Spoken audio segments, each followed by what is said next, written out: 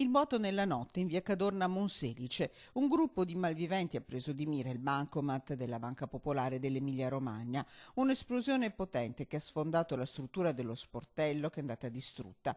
Ancora in via di quantificazione il bottino. La casa è stata completamente svuotata, ingenti i danni alla struttura. Dopo qualche giorno di tregua, in seguito all'arresto di 2 predoni fermati a Brugine dai carabinieri, è tornata a colpire la banda dei bancomat. I banditi, dopo aver fatto incetta di banconote, sono riusciti a far perdere le loro tracce utilizzando un'auto di grossa cilindrata. Sul posto sono intervenuti i carabinieri di Monselice e D'Abano Terme, che stanno visionando le telecamere di sorveglianza per trovare elementi utili all'indagine. Da inizio anno salgono a 20 i colpi riusciti o tentati in provincia di Padova.